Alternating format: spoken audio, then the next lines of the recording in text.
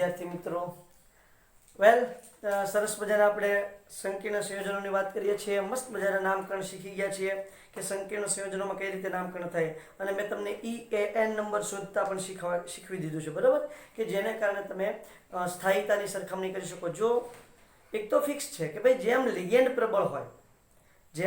પ્રબળ હોય એમ તમારો સંકીર્ણ સંયોજન સ્થાયી હોય, પણ સાહેબ લિગેન્ડ એક સરખું જ હોય, લિગેન્ડ એક સરખા જ હોય અને તમારો ધાતુ આયન એક સરખો હોય તો તમારું કયું સંકીર્ણ વધારે સ્થાયી હોય એની આપણે લાસ્ટ લેક્ચરની અંદર વાત કરી છે. હવે આપણે જોવી છે સરસ મજાની સમઘટકતા. શું જોવું છે? સમઘટકતા. બહુ જ ઇન્ટરેસ્ટિંગ ક્વેશ્ચન છે. અને જો કોઈ એક્ઝામિનર તમારા JEE અને નીટમાં ક્વેશ્ચન પૂછવાની ઈચ્છા ધરાવતું હોય તો સૌથી પહેલી ચોઈસ સમઘટકો ઉપર ઉતારશે. અને હજી એક છે આવું છે, પહેલી ચોઈસ તરત જ ધ્યાનમાં આવે એવું બીજો પણ એક ટોપિક છે જેને CFT ક્રિસ્ટલ ફિલ્ડ થિયરી તરીકે આપણે ઓળખીએ છીએ.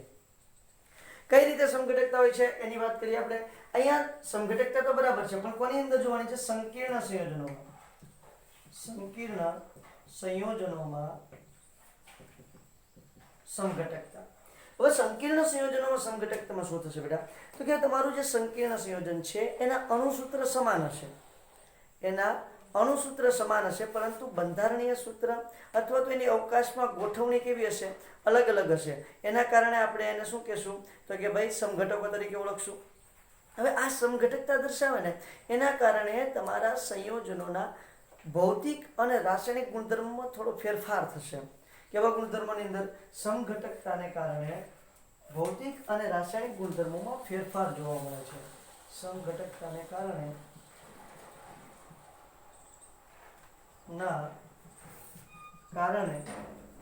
ભૌતિક અને રાસાયણિક ગુણધર્મોમાં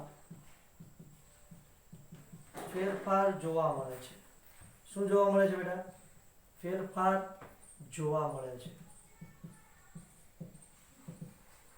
એકાદ, એવું નથી કે બધા જ ગુણધર્મોમાં ફેરફાર થઈ જાય, પણ એકાદ બે ગુણધર્મોની અંદર શું થઈ જાય? તો કે ફેરફાર તમને જોવા મળે છે. એનો મેઇન આધાર કોના પર રહેલો છે?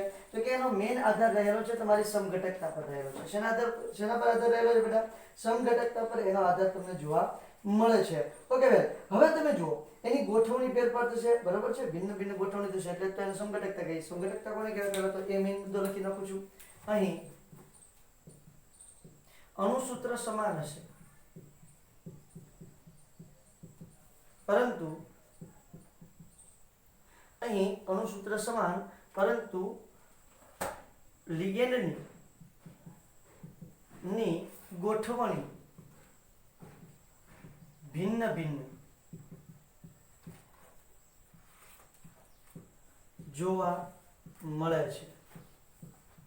અણુસૂત્ર સમાન પરંતુ લિગેન્ડની ગોઠવણી કેવી જોવા મળે છે?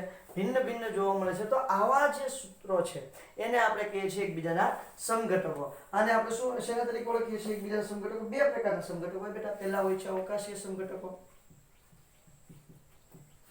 અવકાશીય સમઘટકો. હવે એની અંદર જોવા જઈએ ને તો બે પ્રકાર પડશે. અવકાશીય સમઘટકોના કેટલા પ્રકાર છે? બે પ્રકાર છે. પહેલો પ્રકાર શું છે? તો કે ભૌમિતિક સમઘટકતા અથવા તો ભૌમિતિક સમઘટકો. ભૌમિતિક સમઘટકો. અને બીજો પ્રકાર જો જોવા જાઓ તો બીજો પ્રકાર તમને જોવા મળશે પ્રકાશીય સમઘટકો. ક્લિયર થાય છે બેટા? ઓકે. ત્યાર પછી બીજો પ્રકાર કયો આવે છે? તો કે બીજો પ્રકાર તમારો આવશે બંધારણીય સમઘટકો. કયો પ્રકાર આવશે? બંધારણીય સમઘટકો. પહેલું કયું છે? અવકાશીય સમઘટકો. બીજો પ્રકાર તમને જોવા મળે છે બંધારણીય સમઘટકો.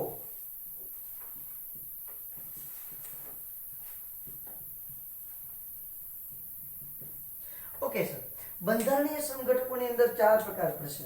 બંધારણીય સમઘટકોની અંદર કેટલા પ્રકાર પડે છે? ચાર. પહેલું બંધન સમઘટકતા.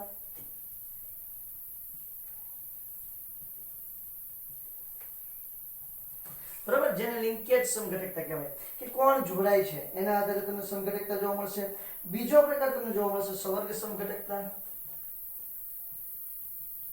સંવર્ગ સમઘટકતા આ બધા પ્રકાર જોવાના જ છે, બરાબર. પણ હું તમને અત્યારે ખાલી નામ સમજાવી દઉં છું, જ્યારે આવશે ત્યારે આપણે એના વિશે ડિટેલમાં જોશું, કારણ કે બહુ જ ઇન્ટરેસ્ટિંગ છે એટલા માટે. ચાલો, ત્યાર પછી ત્રીજો પ્રકાર જોવા જઈએ તો ત્રીજો પ્રકાર શું આવશે? આયનીકરણ સમઘટકતા. અને આયનીય સમઘટકતા પણ કહેવાય છે. આયનીકરણ સમઘટકતા, એનું બીજું નામ શું કીધું મેં? આયનીય સમઘટકતા તરીકે પણ ઓળખવામાં આવે છે. એન્ડ ધ લાસ્ટ, ચોથો પ્રકાર. આ ચોથો પ્રકાર એવો ઇન્ટરેસ્ટિંગ છે, એને કહેવાય દ્રાવક મિશ્રણ સમઘટકતા. દ્રાવક મિશ્રણ સમઘટકતા, બરોબર છે. એટલા પ્રકારની સમઘટકતા આપણે આ ચેપ્ટરની અંદર જોવાની છે. કોની કોની? તો કે ભાઈ તમારા સંકીર્ણ સંયોજનોની. એટલી સમઘટકતા જોઈએ. એટલે આમાં છે બહુ બધા કોમ્પ્લિકેટેડ ક્વેશ્ચન પૂછે છે, કઈ રીતે આખી ઘટના હોય છે. હમણાં તો આપણે 1 બાય 1 બધી જોશું ને તો તમને ખ્યાલ આવી જશે. એટલે શરૂઆત જ કરી દઈએ આપણે. કઈ પણ જાતનો ટાઈમ વેસ્ટ કરવો નથી બેટા. સીધી શરૂઆત કરી દઉં છું કે ભાઈ ભૌમિતિક સમઘટકતા કોને કહેવાય બેટા? ભૌમિતિક સમઘટકતા એથી શરૂ કરું છું, બરોબર. આજે ખાસ તો આપણે બે જોઈ લઈએ, ભૌમિતિક સમઘટકતા અથવા તો ભૌમિતિક સમઘટકો, અને પ્રકાશીય સમઘટકતા અથવા તો પ્રકાશીય સમઘટકો, બરોબર છે. ભૌમિતિક સમઘટકતા.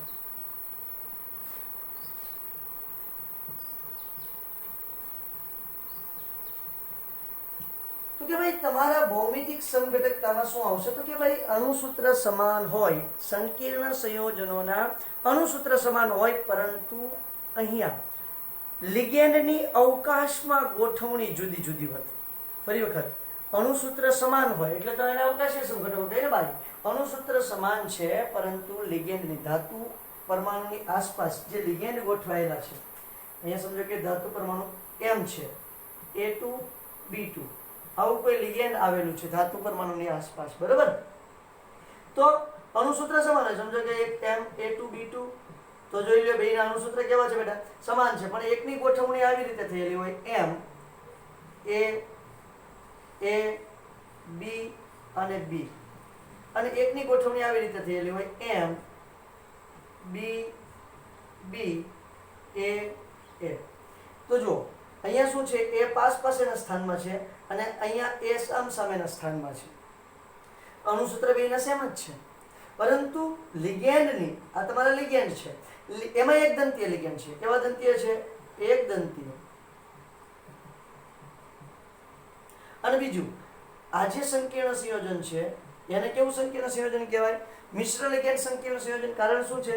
તો કે બે અલગ અલગ લિગેન્ડ છે. જો એક જ પ્રકારના લિગેન્ડ હોય, એક જ પ્રકારના લિગેન્ડ હોય તો એને શું કહીએ છીએ આપણે? સાદા સંકીર્ણ સંયોજનો. પણ એક કરતા વધારે પ્રકારના લિગેન્ડ હોય તો એને મિશ્ર સંકીર્ણ સંયોજનો કહેવાય. એને ઇંગ્લિશમાં કહેવાય હિટ્રોલેપ્ટિક. યાદ કરો બેટા, એને ઇંગ્લિશમાં શું નામ આપ્યું હતું આપણે? હિટ્રોલેપ્ટિક. અલગ બે એક કરતા વધારે પ્રકારના લિગેન્ડ હોય એટલે એને હિટ્રોલેપ્ટિક કહેવાય. અને જો એક જ પ્રકારનો, સમજો કે આ રીતે MA4, તો એક જ પ્રકારના ચારે ચાર લિગેન્ડ છે તો એને કહેવાય હોમોલેપ્ટિક. હોમોલેપ્ટિક. અને આને કહેવાય કે શું? હિટ્રોલેપ્ટિક.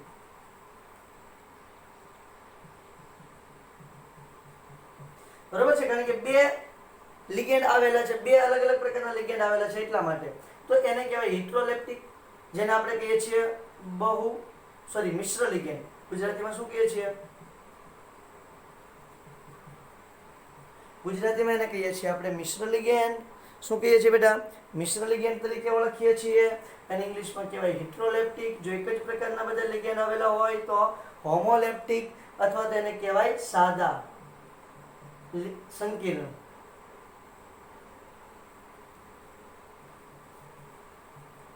અને કે મિશ્ર લિગેન્ડ સંકીર્ણ સંયોજનો, બરાબર.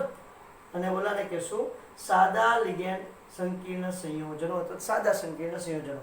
ક્લિયર થાય છે? તો અહીંયા જો અવકાશમાં ગોઠવણી અલગ અલગ છે તો એને કહેવાય ભૌમિતિક સમઘટકતા, બરાબર છે. શું નામ આપીશું એને આપણે? ભૌમિતિક સમઘટકતા તરીકે ઓળખવાનું છે. હવે ભૌમિતિક સમઘટકતા સ્પેશિયલ જોવા જઈએ તો એક બહુ ઇમ્પોર્ટન્ટ સેન્ટેન્સ અહીં લખું છું કે આ પ્રકારની સમઘટકતા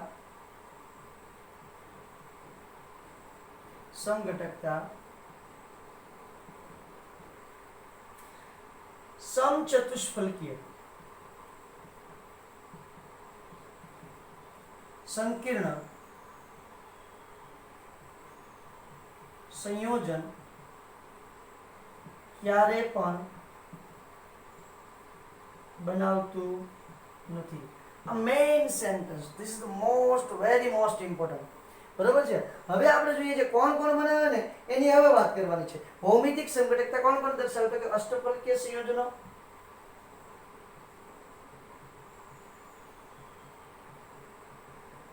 અષ્ટફલકીય અને સમતલીય ચોરસ પ્રકારના સંયોજનો આ પ્રકારના લિગેન્ડ ધરાવે છે. સોરી, આ પ્રકારની સમઘટકતા ધરાવે છે. આ પ્રકારની સમઘટકતા ધરાવે છે. અષ્ટફલકીય હોય અને સમચોરસ હોય એ જ ધરાવે છે. આ તમારા સમચતુષ્ફલકીય ધરાવતા નથી. પ્રશ્ન એ થાય સમચતુષ્ફલકીય કેમ નથી ધરાવતા. બતાવું છું, હમણાં સમજાવું છું. પહેલા તો કઈ કઈ સમઘટકતા જોવા મળે તો આપણે જો સમચોરસ હોય ને એની અંદર બે જોવા મળશે. સમચોરસમાં સિસ ટ્રાન્સ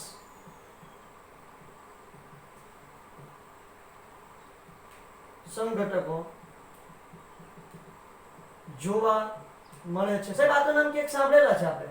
સિસ અને ટ્રાન્સ નામ ક્યાં સાંભળેલા છે બાપુ? તો કે સિસ અને ટ્રાન્સ નામ આપણે ઓલરેડી સાંભળેલા છે ધોરણ 11 ની અંદર. ક્યાં સાંભળેલા છે? ધોરણ 11 માં સિસ અને ટ્રાન્સ નામ સાંભળેલા છે. આલ્કીન માં સાંભળેલા છે. ડબલ બોન્ડ ધરાવતું સંયોજન હોય આલ્કીન, એ ભૌમિતિક સમઘટકતા દર્શાવે. એમાં જો બંને એક જ તરફ આવેલા હોય ત્યારે સિસ કહેવાય, બંને સામસામેની તરફ આવેલા હોય તો ટ્રાન્સ. સેમ ટુ સેમ એ જ કન્સેપ્ટ અહીંયા લાગે છે. એ જ કન્સેપ્ટ આપણે અહીંયા લગાડવાનો છે. ઓકે, સમજી લો કે ભાઈ મારી પાસે કોઈ એક સંકીર્ણ સંયોજન છે Ma2B2. આ પ્રકારનું સંકીર્ણ સંયોજન છે.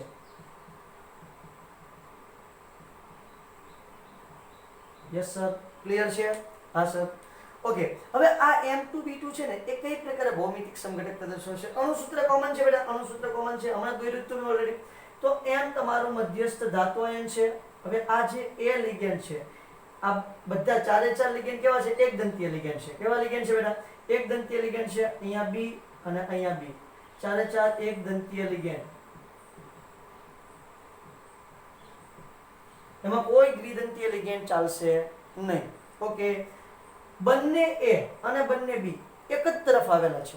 સમાન લિગેન્ડ જો ધાતુ પરમાણુ તો મધ્યસ્થ ધાતુ આયનની એક જ બાજુ આવેલા હોય, સમાન લિગેન્ડ મધ્યસ્થ ધાતુ આયનની એક જ બાજુ આવેલા હોય, અથવા તો કોઈ એમ પણ કહી શકો કે પાસ પાસેના સ્થાનમાં આવેલા હોય.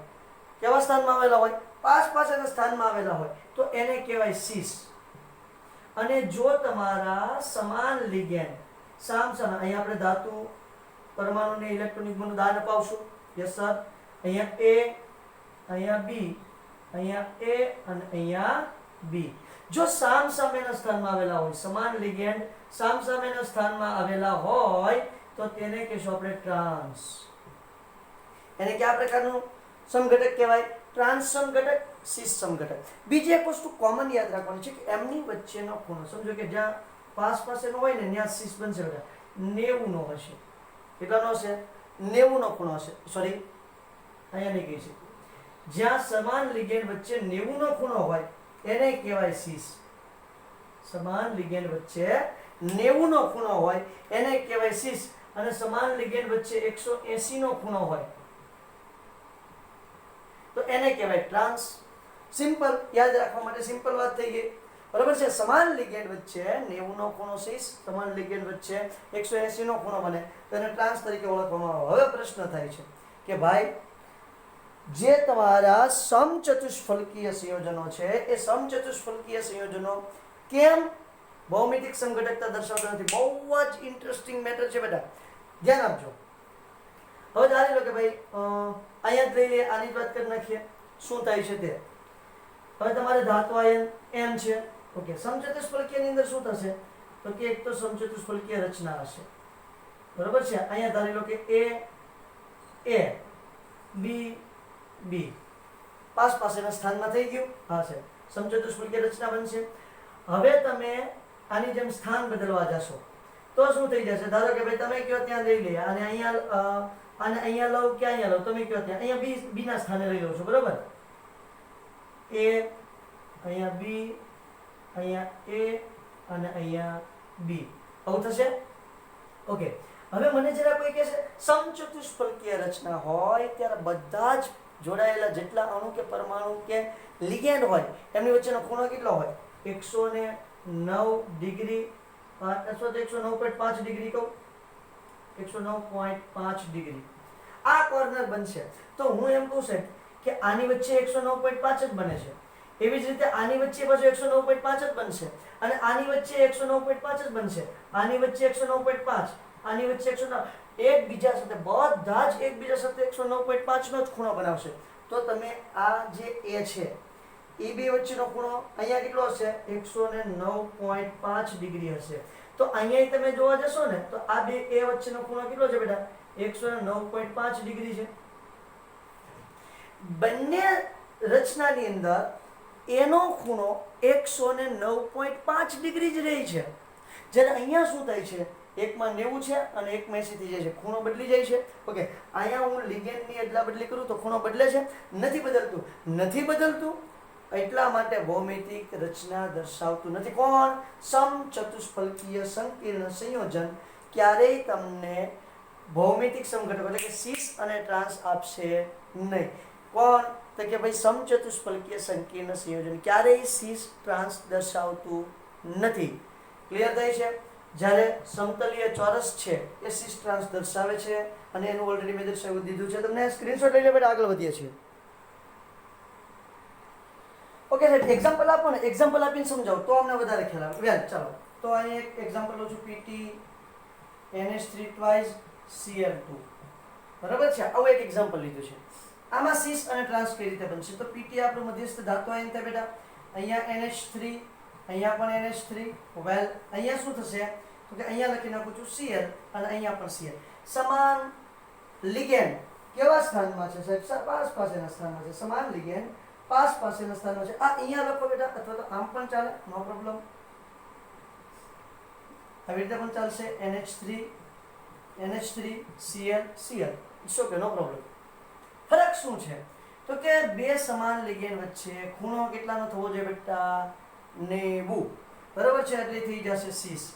ઓકે, હવે આમાં જ તે ફેરફાર કરી નાખું છું અને થોડું ચેન્જીસ લાવી નાખીએ. PT અહીંયા આવશે તમારું NH3, અહીંયા Cl, અહીંયા NH3 અને અહીંયા Cl, બરાબર? આ રીતે લિગેન્ડ છે એ ઇલેક્ટ્રોન યુગ્મનું દાન કરે છે, તો આને કહી દઈશું ટ્રાન્સ. ક્લિયર થાય છે? બહુ સીધી વાત છે, કંઈ વિચારવા જેવું છે જ નહીં, સિમ્પલ છે. યાદ રાખજો, અહીંયા ખૂણો કેટલાનો બને છે? 190 નો બને છે. હવે બીજું એક એક્ઝામ્પલ બીજું જોઈએ આપણે કે અષ્ટફલકીય સંકીર્ણ સંયોજન હોય. અષ્ટફલકીય સંકીર્ણ સંયોજનોમાં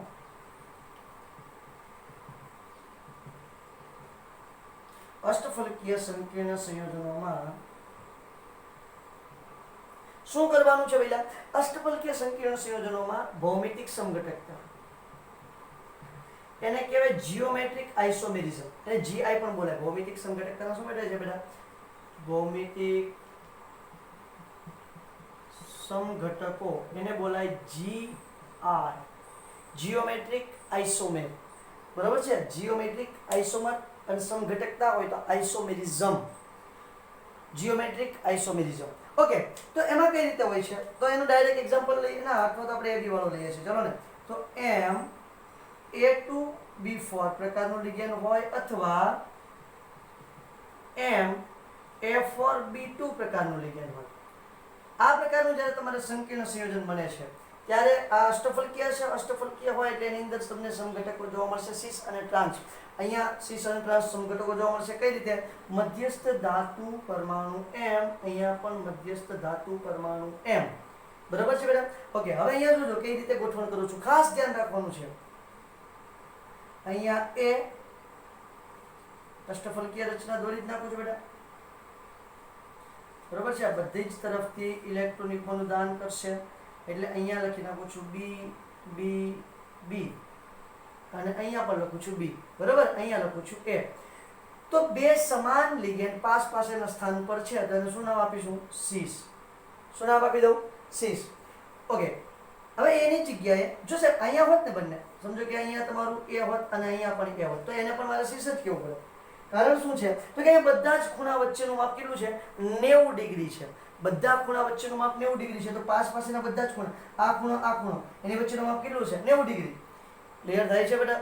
ઓકે, આ બે ખૂણા વચ્ચેનું માપ કેટલું છે? 90 ડિગ્રી હશે. બધા જ ખૂણા વચ્ચેનું માપ 90 ડિગ્રી છે. તો આ બે ખૂણા વચ્ચેનું માપ 90 થાય, તો આ બે વચ્ચેનું માપ કેટલું થશે બેટા? 90 જ થશે. તો એને હું શું કહીશ?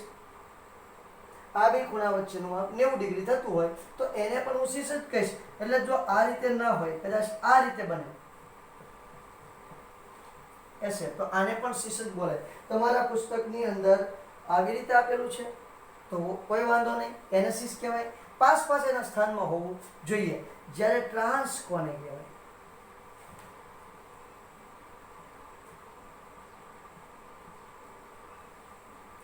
અહીંયા બી, અહીંયા બી, અહીંયા બી અને અહીંયા પણ બી. પણ જે નિમ્ન લિગેન્ડ છે, ઓછું લિગેન્ડ છે, એ કેવા સ્થાનમાં છે? સામેના સ્થાનમાં છે. હું આની વાત કરું છું બેટા, આ સંયોજનની વાત નથી કરતો, બરોબર છે? તો સામેના સ્થાનમાં છે તો આ બે વચ્ચેનો ખૂણો કેટલો છે? 180 ડિગ્રીનો છે. તો એને હું કહીશ ટ્રાન્સ. એને હું કયા નામથી ઓળખીશ બેટા? ટ્રાન્સ નામથી ઓળખીશ. આ રીતે હોય તો એમાં શું થશે? બી ની જગ્યાએ અહીંયા જો બી 4 છે અને એ 2 છે, તો આપણે કોને ધ્યાનમાં લેવાનું? એને લેવાનું. અહીંયા બી 2 છે અને એ છે એ 4 છે, તો અહીંયા બધા જે બી છે એને સ્થાને તમારે કોને લગાડવાના છે? એને લગાડવાના છે. અને મસ્ત મજાનું તમારું સીસ અને ટ્રાન્સ ફરી વખત તમને જોવા મળશે. ક્લિયર થાય છે આખી વાત? ઓકે, હજી જો અષ્ટફલકીય સંયોજન જે છે એ હજી એક પ્રકારની ભૌમિતિક સમઘટકતા દર્શાવે છે. અષ્ટફલકીય સંયોજનો હજી એક પ્રકારની ભૌમિતિક સમઘટકતા દર્શાવે છે, જેને ફેશિયલ અને મેરીડિયોનલ કહેવાય છે.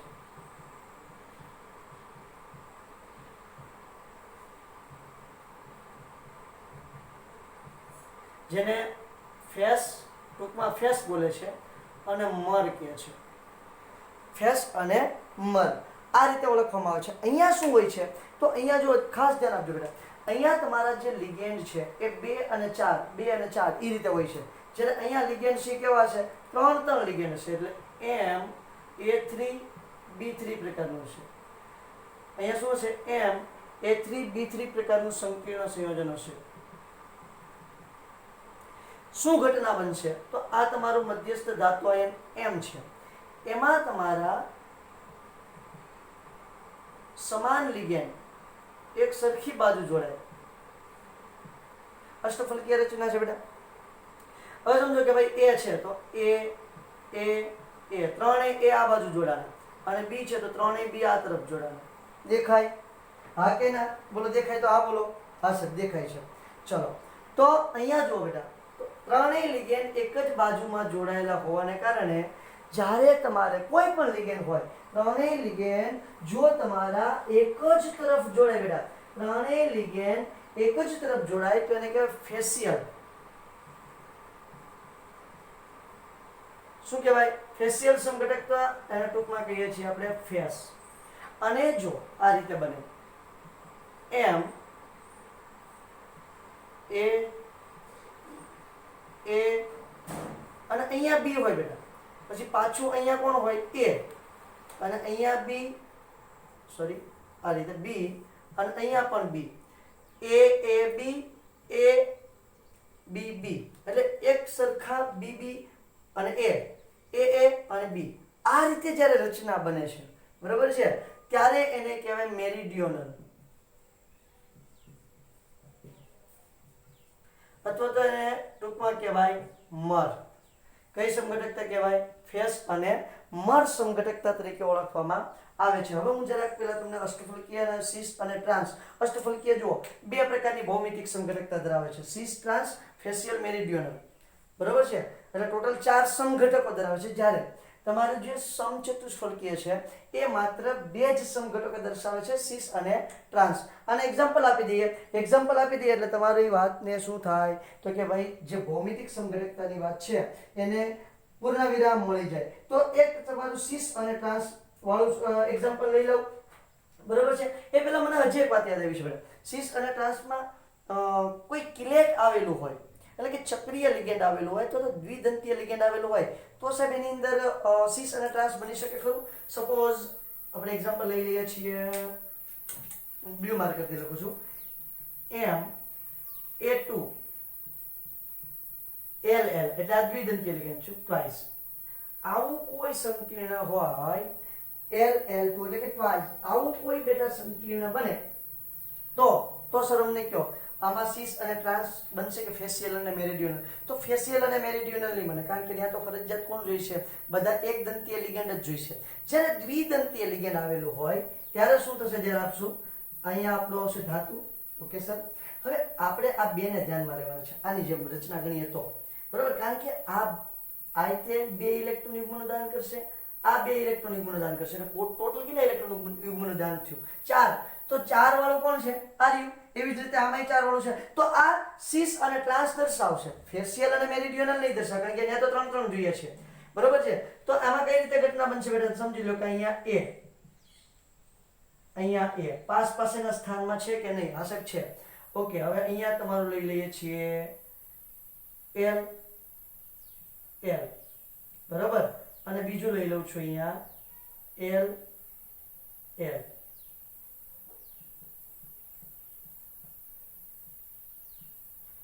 આવી રીતે બેનું અહીંયા પાસેના સ્થાનમાં એટલે કહેવાય સિસ. શું કહેશું? સિસ. હવે એવી જ રીતે અહીંયા તમારું M ધાતુ આયન હોય, અહીંયા તમારું છે A. ધ્યાન આપજો બેટા કઈ રીતે આગળ રચના બનાવું છું તે. અહીંયા પણ છે A, અહીંયા AA વચ્ચેનો ખૂણો 90 ડિગ્રી અને અહીંયા AA વચ્ચેનો ખૂણો કેટલો છે? 180 ડિગ્રી. દેખાય છે? મને તો દેખાય છે. તમને દેખાય તો ઠીક છે, ન દેખાય તો પરાણે જુઓ, અથવા તો ચશ્મા કરો, બાકી જોવા પડશે, એમાં કઈ ચાલશે જ નહીં. ઓકે, હવે જુઓ અહીંયા તમારે L થાય આવું. ઓકે, અહીંયા પણ જોશો બેટા L.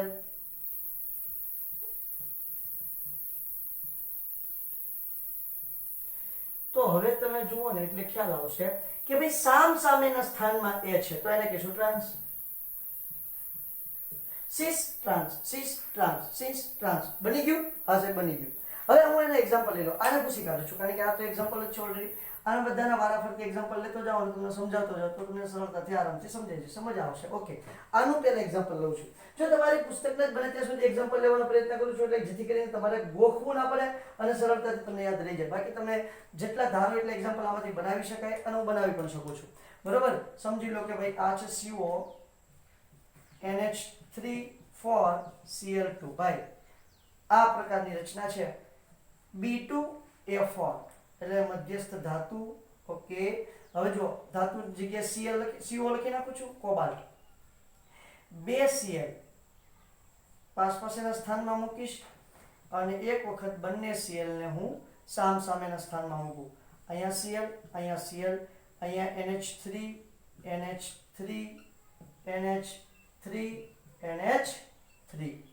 બરાબર છે.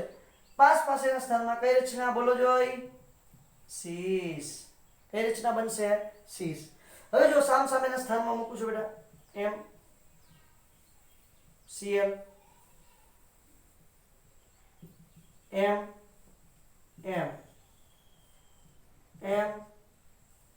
અને M. ઓકે, M ક્યાં આવે છે?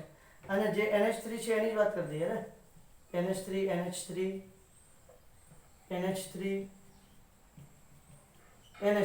સામેના સ્થાનમાં મૂકી દઉં છું Cl બેટા. તો આ શું બની જાય? Cl સામે ટ્રાન્સ. શું બને છે? ટ્રાન્સ. ક્લિયર થાય છે? બહુ સીધી સાદી સિમ્પલ અને બહુ ક્યુટ વાત છે કે જે તમે સરળતાથી સમજી શકો. ઓકે, ચલો ભાઈ. ત્યાર પછી બીજું આનું મેં એક્ઝામ્પલ લીધું છે કે જ્યાં તમારા લિગેન્ડ 2 અને 4 હોય. હવે સમજી લો કે તમારા લિગેન્ડ છે ઓલરેડી દ્વિદંતીય, લાઈક ધેટ.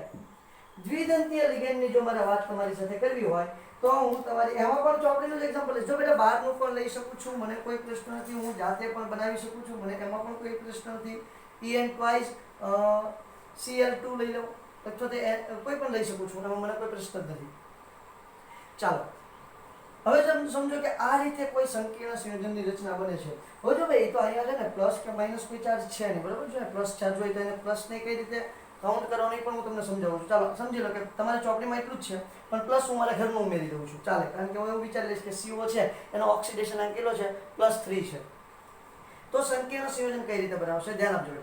અહીંયા CO, આ રચના જોવાની છે આપણે, બરાબર? ઓકે, અહીંયા આવશે તમારું EN. યસ યાનો? Yes sir. અહીંયા આવશે તમારું EN. બાપુ સમજ પડે તો હા પાડી દેવાનું અમારી. ઓકે, અને અહીંયા તમારું આવશે Cl અને અહીંયા આવશે Cl. સામ સામેના સ્થાનમાં ટ્રાન્સ. એવું જરૂર નથી કે દરેક સીસ જ પહેલા લખવું, પહેલા ટ્રાન્સ પર લખી શકાય. મારો મનનો મોરલો, સારું લાગી બાજુ ઉડાડું. ચલો, અહીંયા CO. હવે ધ્યાન આપજો, કઈ રીતે આખી ઘટના ફેરવી નાખું છું કે EN,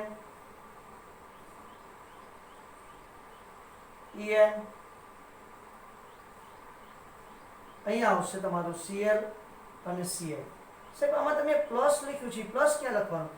આ આખું લખાઈ જાય, અહીંથી ટ્રાન્સ કરી નાખજો ભાઈ. તો આની ઉપર પ્લસ કરવાનું, અહીંયા આખું આવું દોરાઈ જાય, એની ઉપર શું કરવાનું છે? તમારે પ્લસ કરવાનું છે. જો હોય તો. હવે જો હોય તો, ન હોય તો ન કરવું. આ છે તમારું ટ્રાન્સ, આ છે તમારું સીસ. ક્લિયર થાય છે? Okay, and the last example is that કે તમારે કહેવાનું છે ફેશિયલ અને મેરિડિયોનલ. ફેશિયલ અને મેરિડિયોનલ. ઓકે, આને ભૂસી કાઢું છું જેથી કરીને ફેશિયલ અને મેરિડિયોનલ અહીંયા ઉપર છે, અહીંયા આપણે જોઈ શકીએ. ચાલો, ફેશિયલ અને મેરિડિયોનલ બહુ ઇન્ટરેસ્ટિંગ રચના છે. જો તો હું એમાં એક્ઝામ્પલ તમારે પુસ્તકનું જ રાખીશ. CO NH3 thrice અને અહીંયા લઈ લેશ NO2 thrice. Okay, right? Yes sir. આમાં CO નો ઓક્સિડેશન અંક કેટલો થશે? +3 થશે. જોવામાંથી જ ખબર પડી જાય, એટલે એક્ઝામ્પલ સોલ્વ કરવાના કે આપણને જોતા જ ખબર પડી જાય. હવે જો ફેશિયલ મેરિડિયોનલ કેમ ગોઠવાય છે તે. CO ફરજિયાત બધા એક દંતીય લિગેન્ડ જ હશે, કોઈ જાતની શંકા કુશંકા નહીં, બરાબર? ધારી લો કે NH3 NH3 NH3 NO2 NO2 અને NO2. ભાઈ શું થાય? 3 3 એક બાજુ, અહીંયા 3 3 એક બાજુ, તો થાય છે આપણું ફેસ. શું થાય છે? ફેસ, એટલે કે ફેશિયલ. ઓકે, એવી જ રીતે અહીંયા જોઈએ છે આના જ એક્ઝામ્પલમાં કોબાલ્ટ,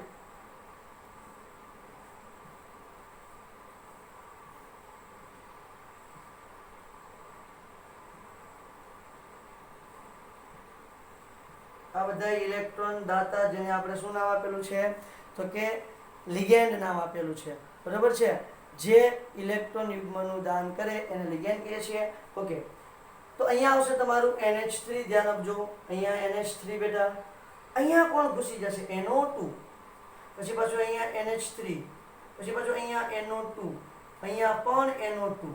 ઘટના જુઓ, આને મળતી આવે છે પહેલા. તો આને કહેશું આપણે મેરિડિયોનલ. શું કહેશું? મેરિડિયોનલ. ફેશિયલ અને મેરિડિયોનલ, જેમાં 3 3 લિગેન્ડ એક જ તરફ, તેને ફેશિયલ કહેજો બેટા. અહીંયા હોય અથવા તો અહીંથી આમ હોય, કોઈ વાંધો નથી, કોઈ પ્રશ્ન નથી, બરાબર? તમને સારું લાગે એ રીતે તમે બનાવી શકો. તો આ છે ફેશિયલ અને મેરિડિયોનલની વાતો. ક્લિયર છે? ચલો, તો આજે આપણે સરસ મજાના એટલે સુધી રાખીએ. નેક્સ્ટ આવે છે પ્રકાશીય સંઘટક. આને રિલેટેડ એક ક્વેશ્ચન છે કે ભાઈ શા માટે તમારા સમચતુષ્ફલકીય સંયોજનો છે એ ભૌમિતિક સમઘટકતા દર્શાવતા નથી? તો એનું ઓલરેડી મેં એક સરસ મજાનું એક્ઝામ્પલ આપી દીધું. કારણ કે એમાં કોઈ પણ ચેન્જ કરો, તમારું 109.5 ડિગ્રીનો ખૂણો યથાવત રહેશે. ચેન્જ થશે, ખૂણો બદલશે, તો તમારે શું? જો ખૂણો બદલે, શું થાય બેટા? જો ખૂણો બદલે તો તમારે સમઘટકો, તમને અવકાશીય સમઘટક જોવા મળે, પણ ખૂણો એના જ રહે તો તમારા અવકાશીય સમઘટકો તમને જોવા મળશે નહીં. ક્લિયર છે? તો અહીંયા આપણે આજે એટલે સુધી રાખીએ. નેક્સ્ટ લેક્ચરની અંદર પ્રકાશીય સમઘટકતા અને બીજી જે તમારી બંધારણીય સમઘટકતા છે એની મસ્ત મજાની વાતો કરશું. Thank you.